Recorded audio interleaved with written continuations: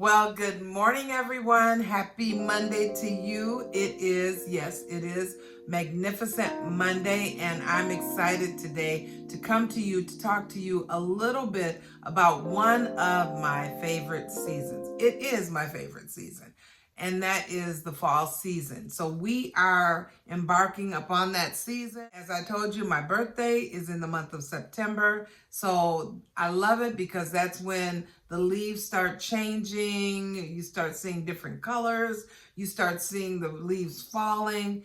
And I'm going to talk to you today about falling into a fabulous fall season.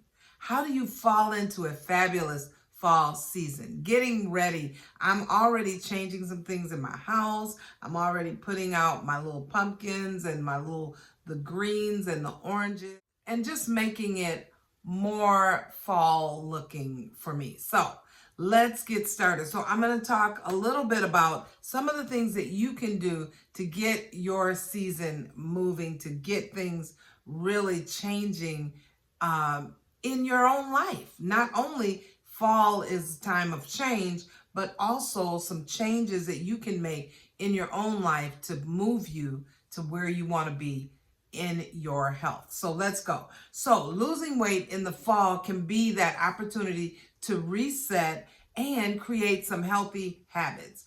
What are those habits that you need to create in order to move forward? So one of the ones that I have really focused on is taking advantage of seasonal produce.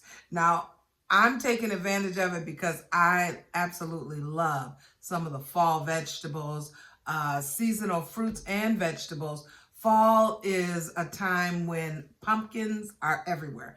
Pumpkin spice, I'm seeing pumpkin lattes. You can even make your own lattes so that you're not getting those high in sugar lattes.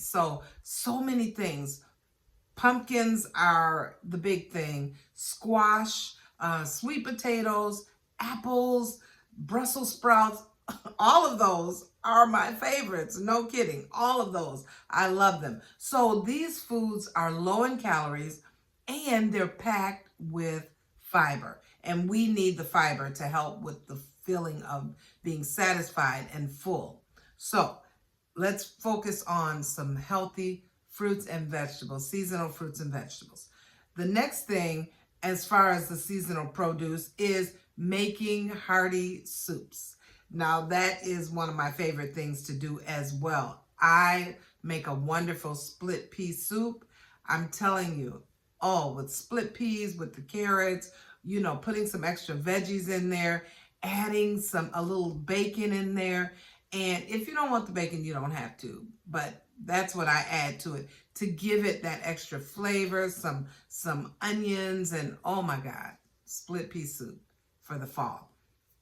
Now, there are other vegetables, other soups that you can make, but focus on using more broth-based soups instead of doing cream-based soups. So there are some recipes that you can look up that, for the fall, squash soup, so many. So focus on some hearty soups.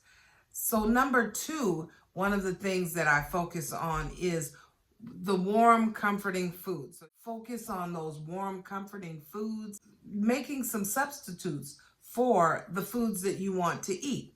One of the things that I do is instead of mashed potatoes, which we love, I have started making cauliflower mashed potatoes. Cauliflower mash, I call it. And what you do is you do the same thing that you do with your mashed potatoes, but you substitute other things. Instead of the sour cream, I add Greek yogurt in there. I add cut up green onions. You really make them like you do your mashed potatoes, but you use cauliflower and it is good. I just recently made a shepherd's pie, and instead of the mashed potatoes, I use cauliflower, put the cauliflower on to top it off, and added a little cheese. Oh my God. It tastes just as good. So some of the comfort meals, you can switch up and add healthy ingredients to it. And a big thing is experimenting with spices. Now, usually at this time of the year, I will buy up pumpkin spice because I use it all year. I have one bottle that I'm left with right now, and I know the pumpkin spice is out. So I really buy up a lot of pumpkin spice, and I use it in a lot of recipes. I put it in my coffee. I put it in different soups that I make. So pumpkin spice, get the spices like the cinnamon, the nutmeg, the ginger, and add those. It adds flavor to whatever you're doing, and it may even boost your metabolism. With the cinnamon, it also helps with diabetes, so it helps with your blood sugar when you're adding cinnamon to your foods. I do want to add one other seasoning that is good is cayenne pepper. Cayenne pepper, if you have high blood pressure, it opens up your capillaries, and it causes more of a better blood flow. So spice it up a little with some cayenne pepper in your soups as well. Now, let's go to number 3, is staying active as the weather cools. This is a perfect time. I've already started. I do my workout in the morning here, but after work, I've started hitting the track, doing a little extra just to unwind, just to kind of refresh myself after being at work all day. And I walk around the track 4 times. This is a perfect time because it's cooling off, so it's not real stuffy outside. You can get out and enjoy the weather. Hiking, biking, simply going for walks, enjoying the scenery, even in the evenings, taking time after your meal to walk a little bit. And that helps also with decreasing your blood sugar. If you've eaten a little bit too much, get a walk in. So this is a great way to just stay active, and also you enjoy nature. So that is one of the things. Now, indoor workouts. Also, there are some things, and I told you that I have what's called a super run. I got that for my birthday, and I just walk on this. It's a treadmill without the bars. So I walk on that. I get that in first thing in the morning.